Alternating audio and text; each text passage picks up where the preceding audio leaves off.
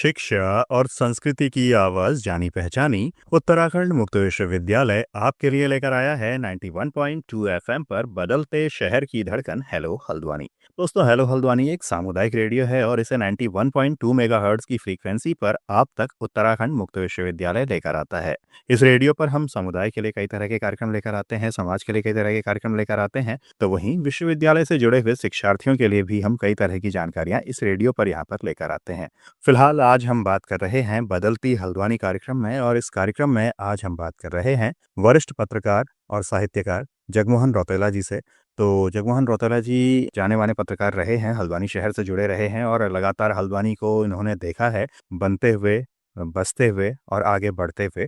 तो हल्द्वानी शहर को इन्होंने किस नज़रिए से देखा है, किस चश्मे से देखा है, आज हम उस नज़रिए को, उस चश्मे को यहाँ पर आप सबके सामने लेकर आ रहे हैं। तो सबसे पहले हम स्वागत करते हैं जगमोहन रौतेला जी का। तो रौतेला जी, आपका बहुत-बहुत स्वागत है बदलती हल्द्वानी कार्यक्रम में और इस स्टूडियो में। बहुत-बहुत धन्यवाद अनिल आपका कि आपने इस कार्यक्रम के लिए मुझे बुलाया। रौतेला जी, हम बात कर रहे हैं क्योंकि बदलती हल्द्वानी ये कार्यक्रम है और इस कार्यक्रम में हम बात कर रहे हैं कि जैसे हल्द्वानी एक कस्बा किसी दौर में रहा और कस्बे से बदलते धीरे-धीरे ये महानगर के रूप में बदला।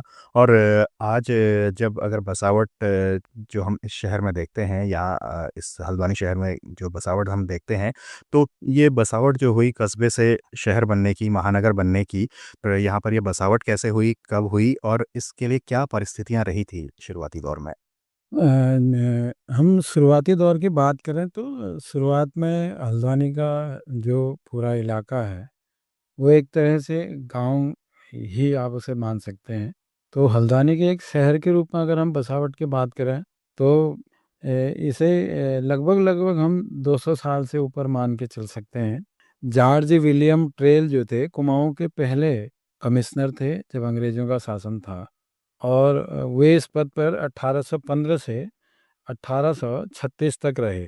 जब वो कमिश्नर थे तो उस दौरान हल्द्वानी के आसपास जो बसावट थी उसमें मल्ली और तल्ली बमोरी, बिठोरिया, पनियाली और फतेहपुर जो गांव हैं, ये मुख्य तौर पे इनकी बसावट थी।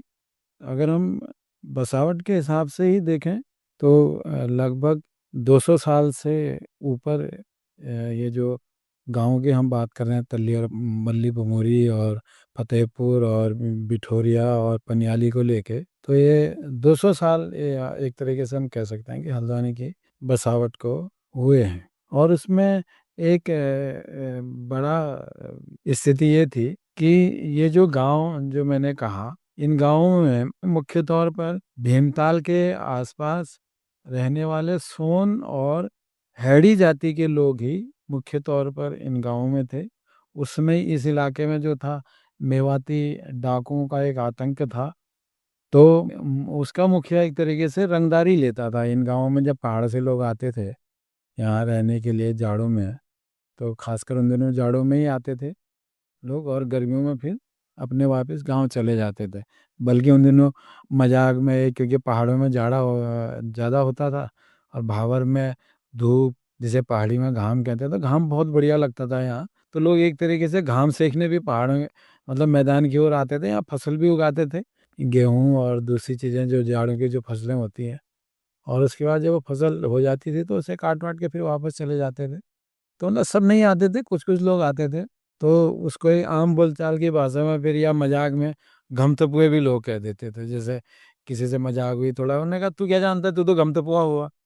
तो इस तरीके की जो बातें होती थी, तो वो जो था, तो वो फिर रंगदारी भी लोगों से एक तरीके से वसूलते थे कि भैया इतना आपको देना पड़ेगा, तो इतने पैसे आपको देने पड़ेंगे, तभी आप यहाँ रह सकते हो, नहीं तो वापस जाओ। तो एक आतंक था, डाकुओं का आतंक है, तो फिर वो सब चीज़ें हैं। और जो खाटूधाम से जो ऊपर बड़ा सकरा रास्ता था, तो उसे बमोरी घाट भी उस इलाके को कहते थे, क्योंकि एक ही रास्ता था जिससे आना ही है, आप दूसरी जगह से जा नहीं सकते थे। तो जब मेवाती डाकुओं का जो आतंक था, तो उनको लोगों से रंगदारी वसूलने में थोड़ा आसानी हो जाती थी।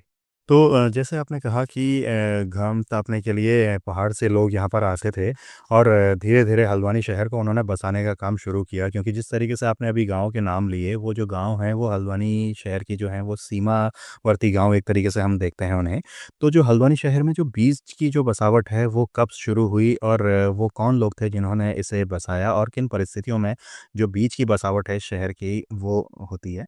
तो वही मैंने कहा ना कि हल्द्वानी का भी इलाका लगभग-लगभग एक तरीके से गाँव का इलाका आप उसे मान सकते हैं। तो हल्द्वानी अगर एक शहर के रूप में हम देखें, तो इसका जो पहला जो ऑन रिकॉर्ड जो दिखता है कि शहर की शुरुआत कब हुई इसकी, तो वो 1856 का रिकॉर्ड ये मिलता है। वो इस तरीके से कि शहर के रूप में अंग्रेज़ों ने तब इसे टाउन एरिया कमेटी घोषित किया था, 1856 में।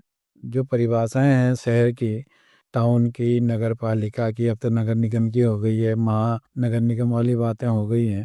तो टाउन एरिया के हिसाब से अगर हम शहर की बसावट देखें, तो 1856 की पहली बसावट है।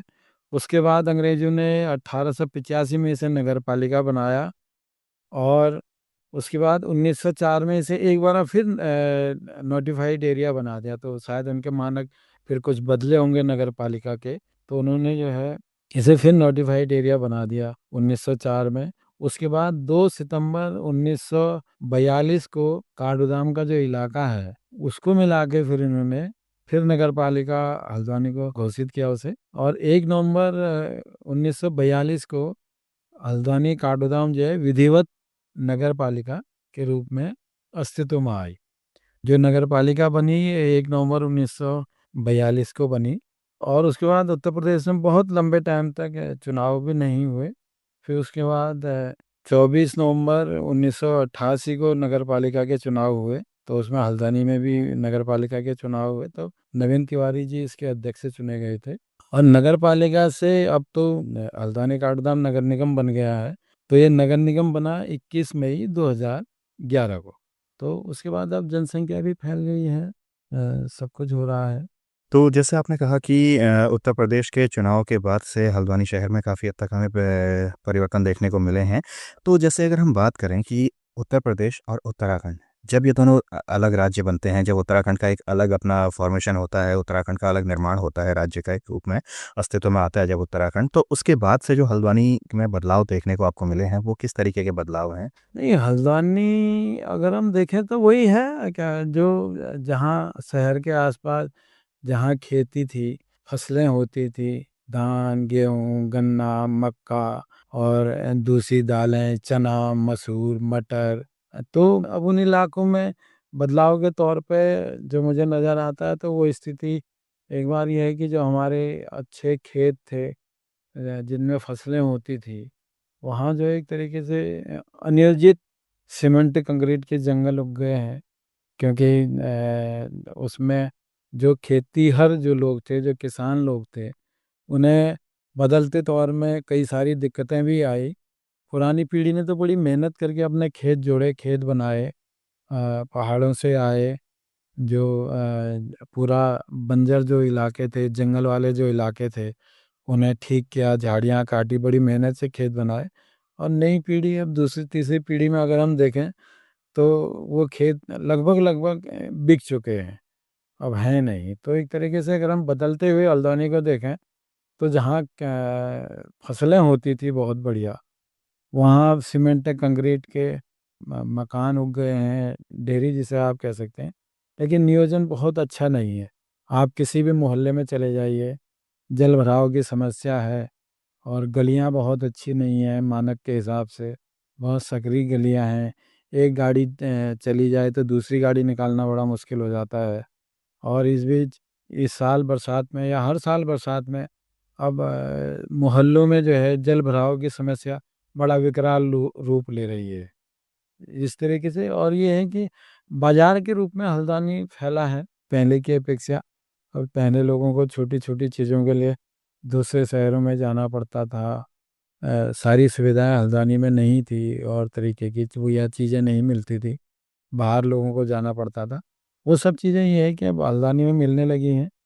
शिक्षा की भी बात करें तो शिक्षा के क्षेत्र में भी जो बच्चे बाहर पढ़ने के लिए जाते थे, प्रोफेशनल कोर्स के लिए बाहर जाते थे, आज हल्द्वानी में कई सारे सरकारी और प्राइवेट इंस्टीट्यूशंस हैं।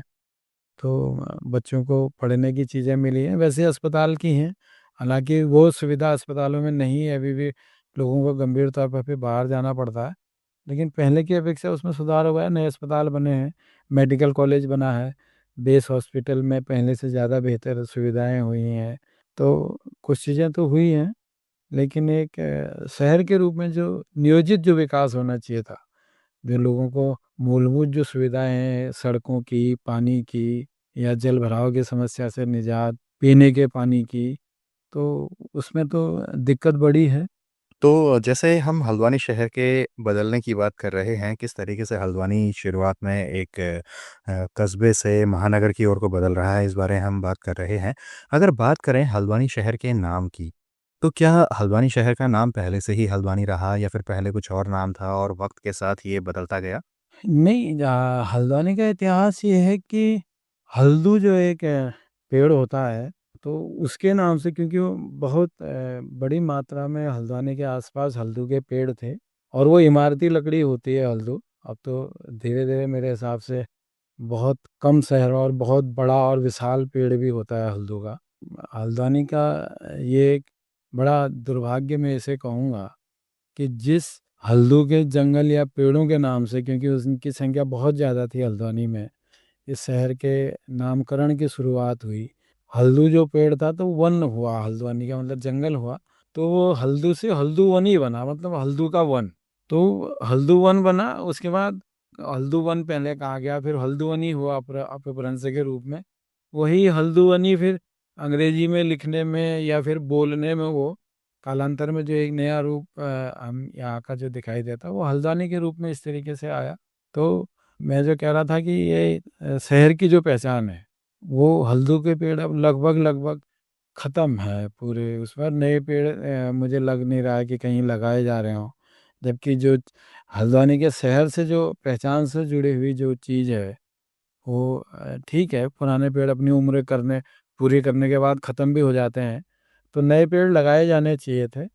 और अब आप हल्द्वानी का जो मेन जो शहर का जो इलाका है, उसके हट के हल्द्वानी ग्रामीण की ओर आप जाएँगे, तो अभी भी आपको बहुत जगह हल्दू के एक बहुत बड़े पेड़ दिखाई देंगे। और वो पेड़ भी बचे हुए इसलिए हैं कि उन पेड़ों के नीचे जो है, हर गाँव के भूमिया के जो मंदिर हैं, वो बने हुए हैं। और ये एक हल्द्वानी शहर का आप कल्चर भी कह सकते हैं या परंपरा भी कह सकते हैं। जो भूमि देवता के जो मंदिर या थान जिसे कहते हैं, अब तो मंदिर कहने लगे उसे, पहले थान ही होता था, बहुत छोटी सी जगह थी, हल्दू पेड़ के नीचे उसे वो करते थे। भूमिया को जो है एक तरीके से ग्राम देवता या गांव का रक्षक माना जाता है।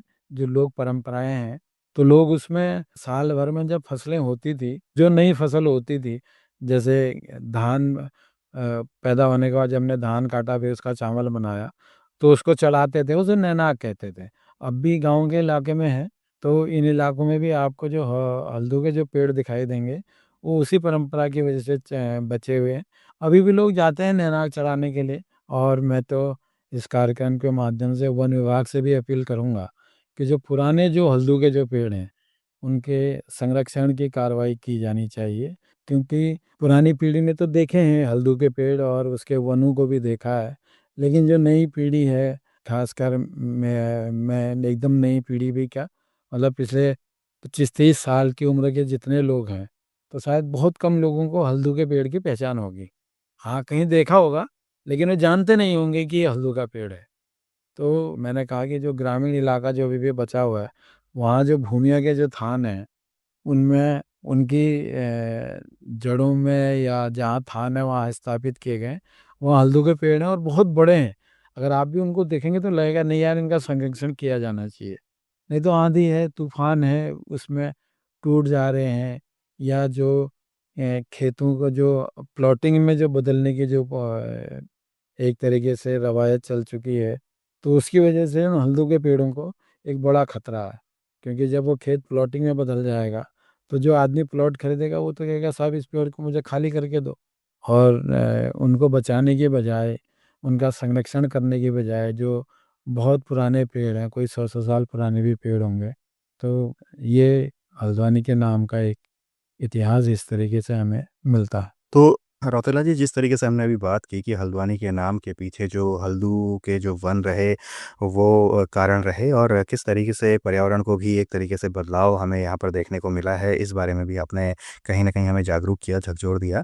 अब अगर बात करें कि जो हल्द्वानी शहर में जो प्रशासनिक व्यवस्था रही, वो प्रशासनिक व्यवस्था की जो शुरुआत होती है हल्द्वानी शहर में, वो कैसे होती है? कब से होते हुए दिखती है हमें?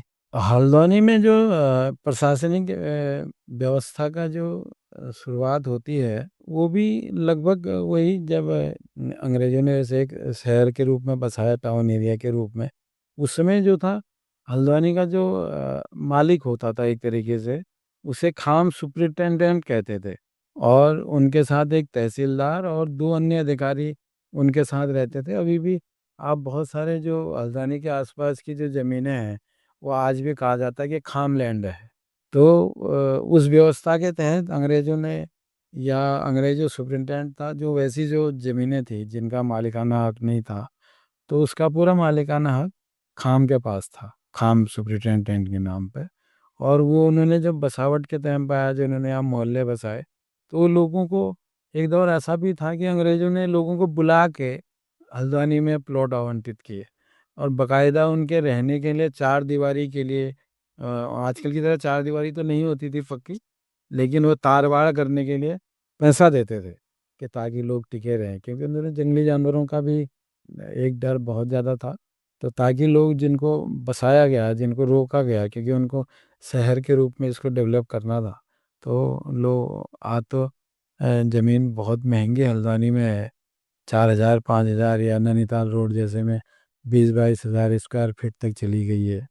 लेकिन एक दौर ऐसा भी था कि जब अंग्रेज़ों ने लोगों को बुला करके ज़मीनें दे के, तार-बाड़ के लिए भी पैसा दे के कि भैया ये तार-बाड़ हम दे रहे हैं, आप सुरक्षित हो, सुरक्षित तरीके से रहो। तो ये स्थिति हल्द्वानी की है। जैसे हल्द्वानी जब बसने के बाद हल्द्वानी शहर जो है आज के दौर में अगर हम देखें तो कुमाऊँ की एक सबसे बड़ी मंडी के रूप में हमें देखने को मिलता है। तो ये जो मंडी का स्वरूप है हल्द्वानी का, क्या ये स्वरूप पहले से ही था या फिर ये स्वरूप भी वक़्त के साथ धीरे-धीरे बढ़ता गया, विस्तृत होता गया? नहीं, हल्द्वानी एक तरीके से अगर हम इसके पूरे उसकी बसावट से हम जहाँ से बात करते हैं, तो हल्द्वानी की शुरुआत एक तरीके से मंडी के रूप में ही हुई है। क्योंकि भाबर का इलाका था, जैसे मैंने पहले कहा कि लोग पहाड़ से आते थे, जाड़ों में रहते थे, फिर वापस चले जाते थे। फिर उसके बाद गर्मियों में एक एक तरीके से जो आज जो बाज़ार का जो इलाका है, वो एक तरीके से गर्मियों में सुनसान हो जाता था। बहुत कम गिने-चुने लोग, उँगलियों में गिने-चुने हुए लोग होते थे। तो तब वहाँ लोग जो है व्यापार के लिए आते थे बहुत दूर से, बरेली से, रामपुर से, बिजनौर से, मुरादाबाद से। तो लोग व्यापार के लिए यहाँ आते थे, तो यहाँ मंडी लगती थी हफ्ते में 1 दिन, जिसे हम मंगल पड़ाव के नाम से जिसे आज जानते हैं, उसे तब पैंठ पड़ाव कहा जाता था। पैंठ को बाज़ार के रूप में लिया जाता है। तो उसी मंडी का विस्तार जो है धीरे-धीरे जब बसावट होती गई, फिर वो जो हफ्ते की जो मंडी लगती थी, वो बाद में रोज़ की मंडी हो गई। और उस समय ज़्यादातर जो है जो यहाँ मंडी का जो व्यापार होता था, वो पैसे का लेन-देन, पैसे तो थे नहीं लोगों के पास, तो ज़्यादातर वस्तुओं के आदान-प्रदान से ही व्यापार होता था, जिसे वस्तु विनिमय कहते थे। जो उनके पास है वो हमने ले लिया, अब चीज़ों के दाम आपने आपस में तय कर लिए कि भैया इतने मतलब अगर मुझे आटा चाहे गेहूँ चाहिए, तो मैं इतना गेहूँ मैं दूंगा, तो तुम मुझे इतना नमक दे दोगे, इतने मसाले दे दोगे या इतना कपड़ा दे दोगे। तो भी एक मंडी का एक अपना भाव तय हो गया, सबने वही भाव तय किए, तो वस्तु विनिमय के आधार पर मंडी उस दौर में चलती थी। वस्तु विनिमय के आधार पर उस दौर में मंडी चला करती थी, तो जैसे हल्द्वानी शहर जो शुरुआती दौर में रहा, वो जो पर्वतीय इलाके जो रहे हैं उत्तराखंड के, वहाँ से कई लोग यहाँ पर आए और उन्होंने इसे बसाया या फिर वो भी उस मंडी का हिस्सा रहे। तो उनके पास क्या अपने उत्पाद रहते थे या फिर क्या कुछ वो लेकर के आते थे उन पहाड़ी इलाकों से? पहाड़ के लोग वही हैं जो परंपरागत चीज़ें हमारी हैं, दालें हैं, भांग है, मंडुआ है, या और जो चीज़ें हैं जैसे भोटिया पड़ाव में है, जाड़ों में जो है भोटिया लोग आते थे, जो व्यापार के लिए आते थे, तो वो जड़ी बूटियाँ और जाड़ों के जो कपड़े हैं, ये बहुत सारी चीज़ें ऊन वगैरह लेके आते थे। तो इसी उसी की वजह से भूतिया पड़ाव भी पड़ा कि वो लोग वहीं रहते थे। एक स्थायी ठिकाना चाहिए आदमी को रहने के लिए। एक साथ अपनी बोली भाषा, रीत रिवाज और खान पान के लोग हैं, एक जगह रहे। तो इसी तरीके से चीज़ें, लोग एक दूसरे को मतलब जिसकी जो ज़रूरतें थी, अब पहाड़ के लोग ले गए तो नमक ले गए, गुड़ ले गए, या ऊपर से कोई वैसी चीज़ें लेके आ गए जो लोगों को चाहिए। खासकर पहाड़ों से तो जड़ी बूटियाँ ही ज़्यादा लेके आते थे, जिसमें जम्बो है, गंधेड़ है और धुआंर है, जो हमारे छौंक के रूप में काम आता है, और उसका स्वाद भी बढ़िया होता था। या ऊन वगैरह जो है। तो आपने काफ़ी विस्तार से हमें बताया कि किस तरीके से जो हल्द्वानी शहर की जो मंडी है या फिर जो हल्द्वानी शहर का जो मंडी का स्वरूप है, वो किस तरीके से विकसित हुआ और किस तरीके से बढ़ता गया। और अगर हम बात करें हल्द्वानी शहर जो आज के दौर में जिस तरीके का हमें स्वरूप देखने को मिलता है, इसे कभी नहरों का शहर भी एक तरीके से कहा जाता था। तो आज के दौर में जो नहरों का स्वरूप बदल रहा है, ये आप इसे किस तरीके से देखते हैं? क्योंकि कई जगहों पर जो नहरें हैं, वो कवर की जा रही हैं। तो पहले के ही जो नहरों का स्वरूप था और अब का जो स्वरूप है, उसके बारे में क्या कहेंगे आप? नहीं, वही है। पहले मतलब अंग्रेजों ने वहाँ भर में जो खेती की जो सबसे बड़ी परेशानी थी, वो सिंचाई की थी। क्योंकि यहाँ बहता हुआ पानी तो था नहीं। जैसे तराई में होता है, बोरिंग करिए, खुद ही भी बोरिंग हो जाता है तराई में। 15-20 फीट में मतलब सिंचाई के लायक आपको पानी 15-20 फीट में आज भी तराई में मिल जाता है। लेकिन भावर में ऐसी स्थिति नहीं थी। न आज की तरह हर 5 किलोमीटर पर, हर 2 किलोमीटर पर ट्यूबवेल थे। तब भावर में ट्यूबवेल तो कोई सपने की, तो मतलब सोच भी नहीं सकता था, क्योंकि वो टेक्नोलॉजी नहीं थी उतनी बहुत सारी। तो हेनरी रैमजे जो कमिश्नर थे कुमाऊं के, इन्होंने 1850 में काठगोदाम में, जो आज हम बैराज की बात करते हैं, जहाँ से सिंचाई की भी है, पीने के पानी का भी सप्लाई जहाँ से होती है, आज ये शहर का एक बड़ा हिस्सा जो है, उसी बैराज से जो पानी आता है, शीश महल के फिल्टर प्लांट में, वहाँ से साफ़ होने के बाद में पीने का पानी घरों तक जाता है। तो उन्होंने 1850 में गौला में जो है बाँध बनाया, जो आज भी आप देख सकते हैं वहाँ। और फिर भाबर का जो इलाका था, उसे छकाता भाबर भी कहते हैं कागजों में। तो वहाँ फिर उन्होंने सिंचाई की नहरें अलग-अलग दी। आप काठगोदाम में जाके देखेंगे तो एक बड़ी नहर जो है गौलापार के लिए जा रही है। और जिस नहर की बात मैंने की कि वो शीश महल फिल्टर प्लांट में आती है, वो नहर भी वहाँ से होते हुए बाज़ार होते हुए निकलती है। तो पुरानी कई नहरें हमारे इसी नए जिसे हम विकास कहते हैं, कई बार हमने शहर की कई पुरानी नहरें ढक दी हैं, जो आज मटर गली जो है, मटर गली आप देखेंगे तो मटर गली का आधा बाजार जो है, पुराने जो नहर थी उसके ऊपर ही बसा हुआ है। वो आपके जो स्टेट बैंक वाला जो तिकोनिया से जो वर्कशॉप वाली जो लाइन आती है, तो वहीं से वो नहर कनेक्ट होके मटर गली होते हुए रामलीला ग्राउंड के बराबर से, गुरुद्वारे के बराबर से, वो सीधे छोटी मंडी होते हुए तीन पानी में वो नहर जाती थी। अगर आप देखेंगे तो उस इलाके में तो नहर लगभग लगभग बंद ही हो गई है। और मंडी वाले इलाके में भी आप देखेंगे तो वो एक बदबूदार नाले के रूप में अब दिखाई देती है। जबकि उसमें आज से बहुत पुरानी बात भी नहीं है, अगर आप देखेंगे तो आज से 30 एक साल पहले उसमें पूरा बड़ा साफ पानी बहता था। इसी तरीके से आप फतेहपुर वाली नहर देख लेंगे, मुखानी वाली नहर देख लेंगे, और गोलापार में भी हर गांव के लिए अलग-अलग नहरें अंग्रेज़ों ने बनाई। तो सिंचाई की बहुत बढ़िया व्यवस्था उन्होंने की। लेकिन इधर नए दौर में हमें सड़कें चौड़ी चाहिए, तो हमने दूसरी व्यवस्था करने के बजाय, सड़कों को चौड़ा कैसे किया जाए उस पर गंभीरता से विचार करने के बजाय, हमने नहरों को अंडरग्राउंड कर दिया है। जबकि वो एक इतिहास है शहर का। बहुत सारे लोगों ने अपने अगल-बगल नहरों को बहते हुए देखा होगा, उसमें नहाया होगा पुरानी पीढ़ी ने, जो 40 से ऊपर के जो लोग हल्द्वानी के पुराने जो बासिंदे हैं, उन्होंने उन नहरों में नहाया होगा। आते-जाते उन नहरों से अपनी प्यास बुझाई होगी, क्योंकि आज जो नहर हैं कहीं खुली भी हैं, तो उसमें इतनी गंदगी लोग डाल देते हैं बिना सोचे-समझे, कि वो नहर ना हो के एक तरीके से हमने गंदे नाले में तब्दील कर दिए हैं। तो आप कल्पना कर सकते हैं कि कभी उस नहर से लोग पानी पीते थे। मतलब आप चलते-फिरते आपको प्यास लगी तो जगह-जगह कट बने हुए होते थे उसमें, जिसमें लोग उतर के नहर में जा सकते थे और आप कपड़े धो सकते थे, लोग नहाते थे। तो आप लगाइए कि तब कितना सुंदर रहा होगा शहर चारों ओर से। अब नए बच्चे तो जो आ रहे हैं बच्चे 14-15 साल से नीचे के पहले की उम्र के जो बच्चे हैं या उसके बाद जो आने वाली जो पीढ़ी है, वो तो मुझे लगता है कि हल्द्वानी में नहर देख ही नहीं पाएँगे, क्योंकि कहीं-कहीं जो बचा-खुचा अभी हिस्सा है नहरों का, उन्हें भी अंडरग्राउंड करने की योजनाएँ चल रही हैं। फिर बच्चों को पता ही नहीं चलेगा कि इस शहर में इस तरीके से चारों ओर इतनी खूबसूरती से नहरें भी बहती थी, क्योंकि बहते हुए नहर को जब आप देखते हो तो उसका एक अलग ही सौंदर्य है, और पानी की छलछलाहट और साफ पानी बहना, वो सब चीज़ें देखना, और उसकी वजह से जानवर भी पानी पीते थे, पक्षी पानी पीते थे। हाँ, शहर में आप चले जाइए तो जानवरों के पानी पीने के लिए कहीं है ही नहीं। जो उस तरीके से जानवर घूमते हैं, उनके पीने के लिए शहर में कहीं जगह ही नहीं बची हुई है। और ख़ासकर गर्मियों में बड़ा दर्दनाक स्थितियाँ कई बार देखने को मिलती हैं कि प्यास से इधर-उधर घूमते रहते हैं।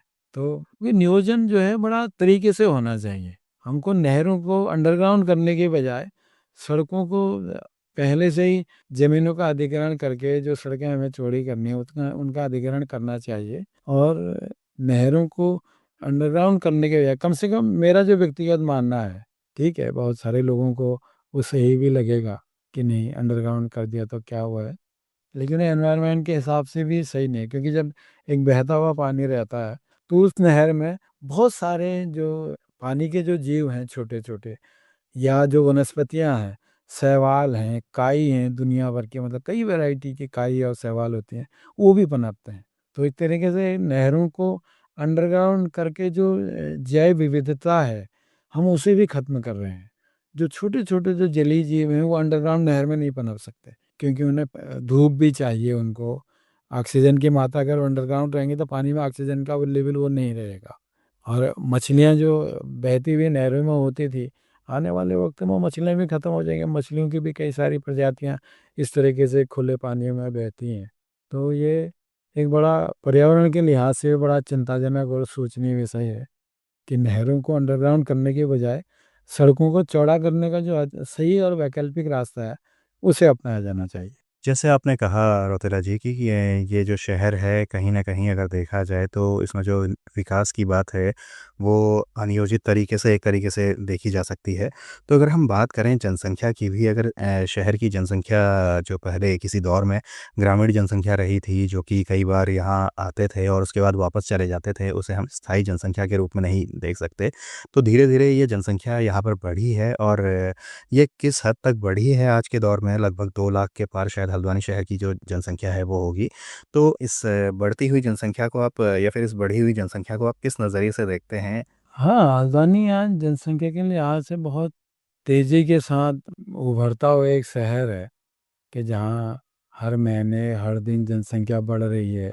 लोग बहुत सारी जगहों से आकर हल्द्वानी में बसना चाहते हैं। हल्द्वानी में स्थिति आज ऐसी है कि कुमाऊँ के लगभग हर गांव का आदमी आज आपको हल्द्वानी में मिल जाएगा। जो नौकरी पेशा लोग हैं या व्यावसायिक तौर पर जो लोग हैं, पहाड़ से तो लोग आ ही रहे हैं, मैदान के भी आपके रामपुर, बरेली, मुरादाबाद, पीलीभीत, यहाँ तक कि बिजनौर, यहाँ से भी लोग आके हल्द्वानी में बसने लगे हैं। तो बाहर का आदमी तो रोज़गार और या जिसे नौकरी मिली उस तरीके से आ रहा है, लेकिन पहाड़ के लोगों के लिए आज हल्द्वानी में बसना एक सपने की तरह है। मतलब हल्द्वानी में इसलिए मैंने कहा कि पहाड़ के लगभग-लगभग हर गाँव का आदमी आपको हल्द्वानी में चला जाएगा। आप मोहल्ले में घूमें, वहाँ जो बोर्ड लगे रहते हैं, तो बहुत सारे जो जातिगत जो नाम होते हैं, आप देखेंगे तो आप भी चौंक जाएँगे, आपने कभी सुने भी नहीं होंगे। तो उस तरीके से हैं, और बहुत सारे मोहल्ले जो पूरी तरीके से पहाड़ के ही लोग हैं, उन्हीं की बसावट से हैं। तो वही कह रहा हूँ कि हल्द्वानी में आज पहले तो मकान बनाना, मकान नहीं भी तो आदमी प्लॉट ले रहा है आज की तारीख में कि यार बाद में महँगा हो जाएगा, ले लो मकान, जब बनाएँगे तब बनाएँगे। मकान बनाने का सपना है उसका, लेकिन वो नहीं बना पा रहा है, तो हल्द्वानी में प्लॉट ज़रूर लेके रख ले रहा है, और वो गाँव में भी या जात बिरादरी में भी उसका एक रुतबा-सा है एक तरीके से, कि हाँ यार मैंने भी हल्द्वानी में प्लॉट ले लिया है। तो इस कारण भी हल्द्वानी की जनसंख्या बहुत तेज़ी के साथ बढ़ी है, और जो ऑन रिकॉर्ड जो हल्द्वानी का जो बसासत का जो अ, रिकॉर्ड मिलता है वो 1857 का है, और जो अंग्रेज़ कमिश्नर थे उन्होंने 1860 में हल्द्वानी को जो है तराई की तहसील का मुख्यालय बनाया, और जो तहसील भवन है आज वो 1890 का बना हुआ है। उससे पहले वही जो मैंने पहले कहा कि एक गाँव की तरह था।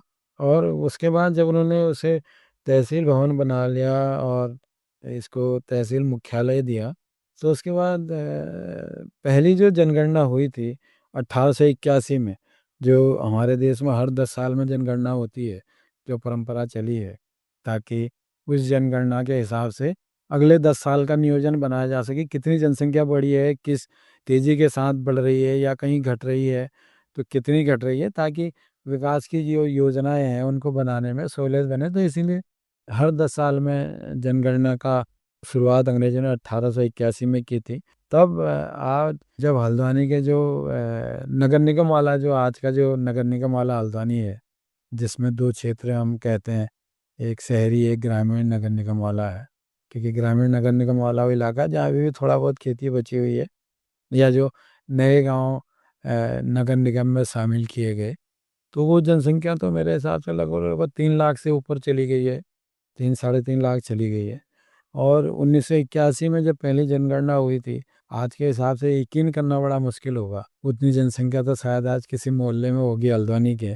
तब जब जनगणना की गई थी, तब आप कल्पना नहीं, तो मतलब आज के हिसाब से बड़ा अजीब लगेगा वो।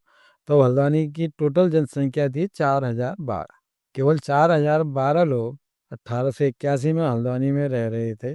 और दूसरी जनगणना जब 1891 में हुई, तब हल्द्वानी की जनसंख्या बढ़कर 6042 हो गई थी।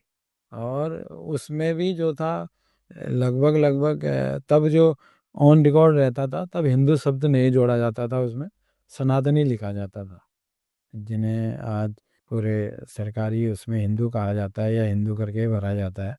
तब हिंदू कॉलम नहीं होता था, तब उस जगह पे धर्म का जो कॉलम होता था, तो उसे सनातनी लिखा जाता था। तो उसमें जो सनातनियों की संख्या थी 6042 जो लोग थे, उसमें 3327 लोग सनातनी थे। और 3198 जो थे इस्लाम को मानने वाले लोग थे। तो आप ये एक फ़र्क समझ सकते हैं कि मुस्लिम जो एक बसावट है हल्द्वानी में, वो 1881 से पहले की है। क्योंकि जो दूसरी जनगणना का जो मैं बता रहा हूँ, उसमें दूसरे धर्मों को मानने वाले लोग भी थे, और जिनकी संख्या केवल 95 थी, उनमें भी ईसाई ज़्यादा थे। क्योंकि जो अंग्रेज़ थे उनके साथ इंग्लैंड से जो लोग उनके साथ जो लोग आए थे, ख़ासकर ज़्यादातर अधिकारी लोग ही थे, तो वो सब ईसाई के रूप में अपनी जनसंख्या दर्ज कराते थे। तो ईसाइयों की संख्या फिर तीसरे नंबर पे थी। उसके बाद कुछ बौद्ध थे और कुछ तिब्बती व्यापारियों की जनगणना जो है उसमें हुई है। और मुसलमानों में भी जो जनसंख्या थी उसमें अधिकतर बंजारे थे, जो व्यापार के लिए आते थे। और वो नीचे से आते थे, हल्द्वानी में जो मंडी लगती थी उसमें भी रहते थे। उसके बाद वो अपना सामान लेके नैनीताल, अल्मोड़ा, रानीखेत इन इलाकों में भी जाते थे। और उन दिनों जो इस तरीके से जो अनाज के जो व्यवसाय का जो काम था, वो ज़्यादातर बंजारों के ही हाथ में था। वही लोग इसको करते थे, और पहाड़ों में भी मंडियों में इस तरीके से दूसरे शहरों में ले जाते थे। फिर वापस आके फिर हल्द्वानी में अपना जो स्टॉक उनका होता था, वो रखते थे। काफ़ी हद तक का हमने हल्द्वानी शहर के बदलते हुए स्वरूप पर बात की रौतला जी आपसे। और अगर हम बात करें कि हल्द्वानी शहर के इस बदलते हुए स्वरूप में कई सारे चर्चित इलाके भी हमें देखने को मिलते हैं हल्द्वानी शहर में। जैसे उनमें से एक है पैठ पड़ाव, जिसे कि आज के दौर में मंगल पड़ाव के नाम से जाना जाता है। तो इसका क्या इतिहास रहा है, आपने संक्षिप्त में हमारे श्रोताओं को बताया है। एक कुछ अगर हम इसमें थोड़ा गहरी दृष्टि डालें या फिर थोड़ा विस्तार से अगर हम इसके बारे में बात करें, तो क्या कहना चाहेंगे आप पैठ पड़ाव के बारे में? क्या इसका इतिहास रहा है? नहीं, वही है जो मैंने पहले भी कहा कि मंगल के दिन जो मंडी लगती थी, तो वो पैंट को ही बाज़ार कहते थे, तो पैंट पड़ाव हुआ वो। पड़ाव का मतलब एक स्थान हुआ जहाँ रहने का है। तो बाद में क्योंकि मंगलवार को लगती थी, फिर बहुत सारे लोग मंगल पड़ाव उसको कहने लगे। तो आज पैंट पड़ाव बहुत कम लोगों को पता होगा, पुराने लोग ही जो जानते हैं, पुरानी पीढ़ी के लोग जानते हैं उस नाम को, हल्द्वानी के। अब वो मंगल पड़ाव के नाम से ज़्यादा वो इलाका फ़ेमस है। हालाँकि अब वहाँ मंगल को ऐसी कोई बाज़ार नहीं लगती। अब वहाँ 12 महीने की बाज़ार है, हर रोज़ की बाज़ार है। बहुत व्यस्त इलाका मंगल पड़ाव अब है। और जैसे पूरा हल्द्वानी का जो बाज़ार का जो इलाका है, जैसे वो शनिवार को बंद रहता है, वैसे ही मंगल पड़ाव भी शनिवार को बंद रहता है। तो ये मंगल पड़ाव का हुआ है। तो इसके अलावा जैसे राजपुरा का जो क्षेत्र है, इसका क्या अपने आप में इतिहास रहा है? क्या इसके पीछे की कहानी है और किस तरीके से इसका जो विकास रहा, हल्द्वानी शहर के विकास में इसका क्या योगदान रहा है? हाँ, राजपुरा जो है शहर का आज एक चर्चित इलाका है। चर्चित इलाका इस मायने में कि हल्द्वानी में जो रह रहा है तो शायद उसने ऐसा ना हो कि राजपुरा का नाम नहीं सुना है, नहीं कह पाएगा। भले ही गया नहीं होगा, लेकिन राजपुरा का नाम उसने ज़रूर सुना होगा। और आज रात तो राजपुरा बहुत घनी आबादी वाला इलाका है और उसे भी अंग्रेज़ों ने ही बसाया था, क्योंकि शहर को जब बसाने की उनकी आवश्यकता पड़ी तो उन्होंने 1940 और 41 में राजपुरा के इलाके को बसाया। और राज का मतलब है जो राजमिस्त्री का जो लोग काम करते थे, मतलब मकान बनाने का, चिनाई का जो काम करते थे, तो उनके कारण वो इलाके का नाम राजपुरा पड़ा है। अंग्रेज़ बाहर से जो है राजमिस्त्रियों को लाए थे, क्योंकि स्थानीय स्तर पर उनको पत्थरों से, तब तो ईंट होते नहीं थे, पत्थरों को तोड़ के ही और उसमें चूना और सुर्खी वगैरह मिला करके तब उसकी चिनाई होती थी। बड़ा मेहनत का काम था। आजकल तो ईंटों की चढ़ाई बड़ी आसानी से हो जाती है। आपने सीमेंट रेत घोला तो फटाफट उसको लेकिन तब आपको पत्थर एक बड़े करीने से काटने होते थे, तोड़ने होते थे। तो उसी हिसाब से फिर उसमें कितना मसाला बीच में लगेगा और कितना साइज़ का पत्थर तोड़ना है, कौन सा पत्थर तोड़ना है, उसमें जो है बहुत मेहनत पड़ती थी। तो अंग्रेज़ों ने इसे बसाया और वही मैंने जो कहा कि चिनाई के लिए सीमेंट के स्थान पे चूने और सुर्खी का प्रयोग होता था। और चूना भी स्थानीय स्तर पे बनाया जाता था। कई इलाके में भी आपको पता होगा कि कहीं आप जाएँगे तो भले ही वहाँ चूना भट्टी नहीं है, लेकिन लोग आज भी कहते हैं कि क्योंकि नाम पड़ गया ना चूना भट्टी के नाम से तो स्थानीय स्तर पर ही चूना बनाया जाता था, पत्थरों को जला के बनाया जाता था। बड़ा मतलब उसका भी बहुत मेहनत वाला जो काम था। और पहाड़ से अंग्रेज़ कुछ बाहर से भी लेके आए और कुछ पहाड़ों से भी जो राजमिस्त्रियों का जो काम करते थे, क्योंकि पहाड़ों में जो मकान बनते थे सब पत्थर तोड़ के ही बनाए जाते थे। तो वहाँ के जो राजमिस्त्री थे बड़े कुशल होते थे। पुराने-पुराने बंगले हल्द्वानी में आज भी देख लीजिए, उनकी जो दीवारें हैं, उनकी जो बुनियाद है, वो सब पत्थरों से बनी हुई है। तो जो राजमिस्त्रियों को अंग्रेज़ वहाँ से लेके आए, तो उनकी वजह से फिर, क्योंकि एक ही जगह उन्होंने बसाया कि भई आपके रहने के लिए जगह है, तो उनके कहने उससे ही जो है शहर, उस इलाके का नाम राजपुरा पड़ा। तो राजपुरा के बारे में हमने बात की कि हल्द्वानी शहर को किस तरीके से बसते हुए राजपुरा ने अपना योगदान दिया है। तो अगर बात की जाए यहाँ एक इलाका है आनंद बाग, तो इस आनंद बाग के क्षेत्र के बारे में क्या कहना चाहेंगे? इसके भी इसका क्या योगदान रहा है हल्द्वानी शहर में? हाँ, आज की तारीख में भी अगर आप देखेंगे तो वही है। हल्द्वानी का जो आनंद बाग का जो इलाका है, ये बहुत घनी आबादी वाला इलाका हो गया है। एक कप्तान थे चामू सिंह जी, उनकी पत्नी का नाम था आनंदी देवी। तो वो जो बाग उन्होंने लगाया था अपनी पत्नी, तो उसी के नाम से फिर आनंद बाग पड़ा। और वहाँ बाग में जो है आम है, लीची है, लुकाट है, अमरूद है। तो ये बहुत बड़ी संख्या में इन फलों के पेड़ वहाँ थे। और जो चामू सिंह जी थे, वे मूल रूप से नेपाल के रहने वाले थे और अंग्रेज़ों के फ़ौज में कप्तान थे। और पहले विश्व युद्ध में उन्हें गैलेंट्री अवार्ड भी मिला था, जिसके बाद अंग्रेज़ सरकार ने खुश होके उन्हें जो है हल्द्वानी और पिथौरागढ़ और बहुत सारे इलाकों में जो है ज़मीनें दी। और अंग्रेज़ करते भी थे, कोई बहुत बढ़िया काम कर रहा है उस समय समाज में या किसी बात को लेके चर्चा में है, ताकि वो आने वाले वक़्त में उसके साथ कोई दिक्कत ना हो। तो क्योंकि उसमें ज़मीनें बहुत बड़ी संख्या में थी, बहुत ज़्यादा थी, तो अंग्रेज़ जो है ऐसे लोगों को ज़मीनें काफ़ी लंबे एरिया में दे देते थे। तो आनंद बाग जो था कैप्टन चामा सिंह जी का ही था। तो कहीं न कहीं अगर देखा जाए तो आनंद बाग के नाम के साथ में ये भी एक तरीके से जुड़ जाता है कि जो यहाँ पर एक बगीचा जिस तरीके से उन्होंने बसाया, फलदार जो पेड़ यहाँ पर लगाए, तो कहीं न कहीं पर्यावरण के लिए भी उनका अपना एक अच्छा योगदान शायद। हाँ, उसे उसे आप कह सकते हैं। वही मैं कह रहा हूँ ना, नए शहर में जो सारी चीज़ें हो रही, इन विरासतों का जो ख़त्म होना है। हल्द्वानी में बाग ख़त्म हो गया, हल्द्वानी में बहुत सारे मतलब पेड़ ख़त्म हो रहे हैं, जंगल ख़त्म हो रहे हैं। मैंने हल्द्वानी की बात बताई, जो शहर के साथ जिसकी पहचान जुड़ी हुई है, उसके पेड़ ख़त्म हो रहे हैं। तो इनका संरक्षण किया जाना चाहिए। अगर बात आ रही है संरक्षण की, तो यहाँ पर एक काफ़ी जाना-माना इलाका पीली कोठी भी हल्द्वानी शहर में हमें सुनने को मिलता है।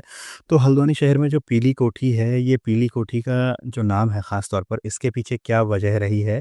और इस इलाके का किस तरीके से हल्द्वानी शहर के लिए योगदान रहा है? पीली कोठी जो है कालाडूंगी रोड का मुखानी से थोड़ा जब कालाडूंगी की ओर को जाते हैं तो लगभग 1 किलोमीटर पर पीली कोठी हुआ करती थी। अगर आप कालाडूंगी की ओर जाते हैं तो दाहिने हाथ में थी पीली कोठी।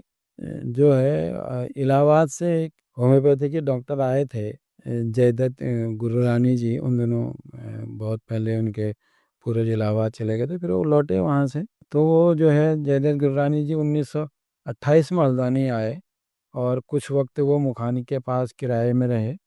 फिर उसके बाद उन्होंने जो आज पीली कोठी वाला जो इलाका है उसमें कुछ टाइम पहले हरी पैलेस भी उस पीली कोठी में, फिर उसके बाद जब बदला पीढ़ियाँ बदल गई बहुत सारी चीज़ें हो गई। तो वो एक बड़ा मकान था इलाके का। उसमें अगर बड़ी ज़मीनें हैं तो एक पैसे वाले आदमी के पास बड़ा मकान है तो वो रामराज एक पीले रंग का एक चूने की तरह रंग होता था, आजकल की तरह पेंट नहीं होता था। तो उससे वो मकान उन्होंने पुतवाया अपना। तो उसमें आम बोलचाल की भाषा में अब बड़ा मकान है तो कोठी हुई और साहब कोठी वाले लोग हैं। तो उनकी उस मकान के नाम से अब तो खैर पीली कोठी भी एक तरीके से अपना अस्तित्व वहाँ पर खो चुकी है। शायद थोड़ा सा हिस्सा उसका बचा हुआ है। अब वो जो जिस हरी पैलेस की मैं बात कर रहा हूँ, कृष्णा हरी पैलेस की, वो भी शायद अभी मैं देख रहा था 2-4 दिन पहले वो भी शायद वहाँ हो गया कोई और किसी पिज्जा हट वट का कुछ खुल गया है वहाँ। तो वो भले ही अब पीली कोठी नहीं हो, उसका अस्तित्व थोड़ा सा बचा हुआ हो, लेकिन वो इलाका आज भी पीली कोठी के नाम से ही जाना जाता है। और मैं समझता हूँ वो नाम कभी ख़त्म भी नहीं होगा। बल्कि वहाँ से जो बड़ी मुखाने की ओर को जो सड़क जाती है आती है उसे भी लोग पीली कोठी रोड कह देते हैं। उसका नाम ही पीली कोठी रोड पड़ गया। तो वो जो पहचान है वहाँ का, इसलिए मैंने कहा कि कोठी भले ही ख़त्म हो गई लेकिन उसका अस्तित्व बना हुआ है, वो नाम बना रहेगा। तो उसी नाम के भरोसे लोग पूछेंगे भी पीली कोठी कहाँ थी, तो वो इतिहास भी बार बार लोग वापस लौटेंगे कि ये इतिहास था इसका। तो जैसे आपने पीली कोठी का इतिहास हमारे श्रोताओं को बताया कि क्या इतिहास रहा है पीली कोठी का और इसके नाम के पीछे की जो कहानी है वो भी आपने हमारे श्रोताओं को बताई। तो ठीक इसी तरीके से एक इलाका यहाँ काफ़ी चर्चित रहा है, जज फार्म। तो जज फार्म क्या वहाँ पर जज रहा करते थे या फिर क्या इसके पीछे की कहानी है? हाँ, वो बिल्कुल सही है। मतलब जैसे जज फार्म में है तो वो एक अंग्रेज़ों को ही है, सारी चीज़ें उसी समय की हैं। अंग्रेज़ जो है आगरा से एक जज साहब को लेके आए थे। उन्होंने नैनीताल न्यायालय में उन्हें जज बनाया। उनका नाम था घनश्याम जी।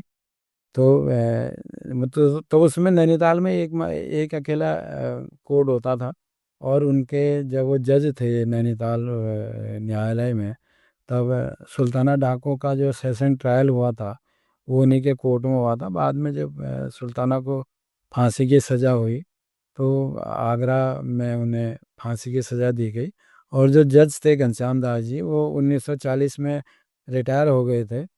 फिर वो रिटायर होने के बाद वापस आगरा जाने की तैयारी कर रहे थे। तो क्योंकि वो अपने कार्यकाल में ठीक रहे, अंग्रेज़ों के पसंद के जज थे, तो अंग्रेज़ों ने उनसे पूछा कि जो गवर्नर थे उसमें गवर्नर शैली, उन्होंने उनसे पूछा कि आप आगरा जाके क्या करोगे? तो उन्होंने कहा भाई खेती-बाड़ी करूँगा। तो शैली ने कहा जब वहीं जाके खेती-बाड़ी करनी है तो आप यहीं करिए।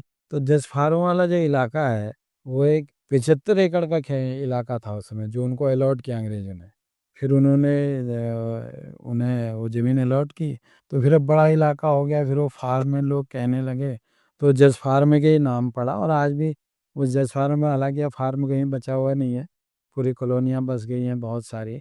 बाद में उनका परिवार भी हल्द्वानी आगरा से जो उनके और लोग थे, वो भी हल्द्वानी आ गए। तो उनकी पीढ़ी के कुछ लोग अभी हैं हल्द्वानी में, लेकिन शायद बहुत सारे लोग अब उनके परिवार से उस तरीके से परिचित नहीं होंगे। लेकिन ये बात सही है कि वो जज जज साहब का ही फार्म था तो उन्हीं के नाम से जज फार्म उसका पड़ा है। जी। जैसे आपने बताया कि जज फार्म जो इलाका है, वो जज साहब का जो अपना फार्म था, वहाँ वो खेती-बाड़ी अक्सर किया करते थे। वहाँ पर खेती-बाड़ी की ज़मीन उनकी थी और आज के दौर में अगर हम देखें तो धीरे-धीरे वो इलाका भी कंक्रीट का जंगल एक तरीके से बन गया है और इसी तरीके से जो पूरा हल्द्वानी शहर है, वो भी कंक्रीट का जंगल एक तरीके से बन गया है। तो अब ये जो कंक्रीट का जंगल है, क्या इस कंक्रीट के जंगल में कला और संस्कृति को लेकर के जागरूकता है? या अगर जागरूकता है, तो वो किस तरीके की जागरूकता है? इस बारे में आप क्या कहना चाहेंगे हमारे श्रोताओं को? नहीं रहा है लेकिन पता नहीं वही कहते हैं ना किसी इलाके की पहले से आपने सुना होगा, बुजुर्गों से भी सुना होगा कि कहते हैं ना कि यहाँ की तासीर सही नहीं है। मैं जो बचपन से हल्द्वानी को देखा है, ऐसा नहीं है कि यहाँ सांस्कृतिक कार्यक्रम या दूसरे उस तरीके की गतिविधियाँ नहीं होती हों, होती रही हैं लगातार। रंगमंच भी यहाँ होता रहा है। रामलीला की बहुत पुरानी परंपरा यहाँ है क्योंकि रामलीला भी एक तरीके से एक सांस्कृतिक प्लेटफ़ॉर्म ही है। लोग बहुत दूर-दूर से तुम्हें यकीन नहीं होगा लोग लाल कुआँ से लेके, किच्छा से लेके और इधर बेलपड़ाव और बहुत दूर से 20-20, 25-25 किलोमीटर से लोग बैलगाड़ियों में रामलीला देखने आते थे। क्योंकि उन दिनों ऐसे साधन तो थे नहीं। तो ऐसा नहीं है कि कोई लेकिन जो एक सांस्कृतिक गतिविधियों को लेके, साहित्यिक गतिविधियों को लेके जो एक ऊर्जा शहर के अंदर होनी चाहिए, वो मुझे नज़र नहीं आती। शायद यहाँ की तासीर में वो चीज़ें नहीं है कि वो उसको खाद-पानी देके और बड़ा करे और उभारे और आगे ले जाए। कर रहे हैं लोग, आज भी कर रहे हैं। बहुत सारे संगठन हैं, जो अपने-अपने स्तर पर काम कर रहे हैं। अभी आनंद अकेडमी में ही एक थिएटर वर्कशॉप शुरू हुई है, जो पूरे 1 महीने तक चलेगी और उसमें 7-8 साल से लेकर 55-60 साल तक के लोग उसमें शामिल हैं। 2 ग्रुप बनाए गए हैं उसमें और एनएसडी के 7-8 स्कॉलर वहाँ आए हैं, जो वहाँ लोगों को और बच्चों को जो है नाटक के हर विधा की, नाटक का मतलब केवल अभिनय ही नहीं होता, लिखना है, डायलॉग लिखना है, सज्जा है, मंच सज्जा है, उन सब चीज़ की ट्रेनिंग वो पूरे 1 महीने के अंदर लोगों को देंगे। तो ऐसा नहीं है कि चीज़ें नहीं हो रही हैं, किताब कौतिक शहर में हुआ है। दूसरे आयोजन हुए, एक कल्चरल फोरम करके एक प्लेटफ़ॉर्म बना हुआ है, रमोली हाउस है उसमें आपके नैनीताल रोड में, सरस मार्केट में है। वहाँ महीने में 1 बार गतिविधि होती है, लोग बैठते हैं, बातचीत करते हैं। दूसरी भी और कई सांस्कृतिक और साहित्यिक संस्थाएँ शहर में हैं, जो कार्यक्रम कराते रहते हैं। हो रहे हैं कार्यक्रम, लेकिन जो पूरे शहर को जो एक ऊर्जा उन चीज़ों से मिलनी चाहिए, वो कहीं न कहीं मुझे मिसिंग दिखती है वो। तो इसीलिए मैंने कहा कि वो शायद इस शहर की तासीर में वो बात नहीं है कि उसको एक नई ताकत दे ने और शायद कुछ लोगों को बुरा भी लग सकता है। लेकिन मैंने जो देखा है, जो मैं महसूस करता हूँ, क्योंकि कई बार आप लोगों को इकट्ठा करते हैं किसी कार्यक्रम के लिए, तो बहुत सारे लोग नहीं आ पाते, वही फ़ोन करने के बावजूद भी आजकल बहुत सारे साधन हैं। फिर वही 40-50 लोग बहुत ज़्यादा हो गए तो 100 तक चले जाते हैं। 100 से ज़्यादा ऊपर इस तरह के आयोजनों में लोग एकत्र नहीं हो पा रहे हैं। तो इसका मतलब है कि वो शहर की तासीर है कि वो लोगों को उस ओर जाने नहीं दे रही है। तो ये एक बड़ा चैलेंज है शहर के संस्कृति कर्मियों के लिए, साहित्य से जुड़े लोगों के लिए, लेखन से जुड़े लोगों के लिए, रंगमंच से जुड़े लोगों के लिए कि शहर की इस तासीर को बदलें। जिस दिन इस शहर की तासीर बदलेगी तो मुझे लगता है कि उस दिन शहर का मिजाज भी बदलेगा और लोगों के जो यहाँ लोग रह रहे हैं उनकी भावनाएँ भी बदलेंगे, उनके अंतर्मन भी बदलेंगे, जो कहीं वैचारिक मतभेद हैं वो भी दूर होंगे। तो हमने काफ़ी सारी बातें करी इस बदलते शहर को लेकर के, हल्द्वानी के बदलते हुए स्वरूप को लेकर के। अब चलते-चलते एक छोटा-सा सवाल और कि जैसे अगर हम बात करें भविष्य की, आने वाले भविष्य के लिए आप क्या संभावनाएँ देखते हैं हल्द्वानी शहर में? या फिर किस तरीके का बदलाव आप के नज़रिए में हो सकता है हल्द्वानी शहर में? नहीं, वही है देखिए सबसे बड़ी बात तो ये है कि जनसंख्या का विस्फोट तेज़ी के साथ हो रहा है। ये एक विडंबना हर शहर के साथ है, वो हल्द्वानी के साथ ही नहीं है। हर शहर के साथ है कि शहर के जो मूल लोग हैं, वो अब शहरों से या तो किसी कारण से जा चले गए हैं, मतलब काफ़ी पहले चले गए हैं। या वो वाली पीढ़ी जो उसी शहर में पली-बड़ी, उसकी आबो-हवा को, उसकी तासीर की मैंने बात की, उसकी तासीर को समझते हों और उसके एक पत्ता भी कहीं खड़क रहा हो तो उसको समझते हो कि अरे ये पत्ता क्यों हिला? ये तो हिलता नहीं था। मतलब उसके हर चीज़ पे उस शहर को अपना तरह माने, एक अपने मानव की तरह माने, उसकी हलचल से वाकिफ़ होते हो, तो वो पीढ़ी खत्म हो रही है। और जो बाहर से जो आदमी आ रहा है वो शहर से प्यार नहीं करता। उसे अपने धंधों से प्यार है, उसे अपनी नौकरी से प्यार है। उस शहर में कुछ भी हो जाए, तो वो उस शहर के लिए खड़ा नहीं होता। पहले लोग अपने शहर के लिए खड़े हो जाते थे कि नहीं, हम इस शहर पे बिगड़ने नहीं देंगे, हम इस शहर पे यहाँ पर गड़बड़ नहीं होने देंगे। इस शहर की पहचान, हम इस शहर की पहचान को ख़त्म नहीं होने देंगे। ये हर शहर के साथ है, हल्द्वानी के साथ ही नहीं है। तो ये हर शहर के साथ जो ये दिक्कत है, उसकी पहचान का जो बड़ा संकट है। तो ये बदलते दौर का एक बड़ा चिंताजनक जो मुझे लगता है कि शहरों की जो अपनी पहचान है, वो धीरे-धीरे ख़त्म हो रही है और उस शहर को जीने वाले लोग ख़त्म हो रहे हैं। वो एक बड़ा गंभीर सवाल है कि शहर को अपना मानने वाले, शहर को जीने वाले, उसके खान-पान में, अपनी साँसों में, अपने रहन-सहन में, अपने सोने में, अपने चलने में, अपने पढ़ने में, बाज़ार जा रहे हैं तो ये शहर मेरा है। तो वो मिसिंग हर शहर के साथ है। शायद हल्द्वानी के साथ भी आने वाले वक़्त में ये एक बड़ा एक तरीके से चिंताजनक या सोचनीय चीज़ तो है। तो जगमोहन रौतेला जी, आपका बहुत-बहुत धन्यवाद हमसे और हमारे श्रोताओं से ये सारी बातें साझा करने के लिए कि किस तरीके से हल्द्वानी शहर की शुरुआत एक नगर बनने की को कस्बे से हुई थी और कैसे ये महानगर में तब्दील हुआ और साथ ही किस तरीके के यहाँ पर जो चिंताएँ हैं, क्या यहाँ पर जो विचारणीय बिंदु हैं, उन ओर को भी आपने हमारा और हमारे श्रोताओं का ध्यान आकर्षित किया। इसके लिए आपका बहुत-बहुत धन्यवाद। तो काफ़ी सारी बातें हमने इस कार्यक्रम के दौरान में आज की हैं। और अगर इसके अलावा आपको लगता हो कि कोई और बात जो इस कार्यक्रम में आनी चाहिए थी वो नहीं आ पाई हो, संक्षिप्त शब्दों में एक बार आपका फिर से स्वागत है। जितने आपने बातें की, बहुत बात हो गई है, फिर कभी और मौका मिलेगा, फिर कुछ चीज़ें छूट जाएँगी। शहर बदल रहा है तो फिर कोई नई बातें आएँगी, नए मुद्दे आएँगे। अगली बार फिर बात कर सकते हैं इस पर। आज इतना ही बहुत है मेरे हिसाब से। और आपका भी बहुत-बहुत धन्यवाद, जो आपने यहाँ मुझे बुलाया और बोलने का मौका दिया। श्रोताओं को भी बहुत-बहुत धन्यवाद और नमस्कार। तो दोस्तों, ये थे वरिष्ठ पत्रकार और साहित्यकार जगमोहन रौतेला जी, जिनसे हमने बात की बदलते हुए हल्द्वानी शहर के स्वरूप पर। तो काफ़ी हद तक आप से हमने जानकारी हासिल की इस शहर के बदलते हुए स्वरूप के बारे में और आने वाला जो भविष्य है, उसके बारे में क्या कुछ हमारे लिए विचारणीय बिंदु हो सकते हैं, इस बारे में भी हमने बात की। तो दोस्तों, इसी के साथ मैं अनिल भी चाहूँगा आज के इस बदलती हल्द्वानी कार्यक्रम से इजाज़त। फिर आपसे मुलाकात होगी, तब तक के लिए नमस्कार।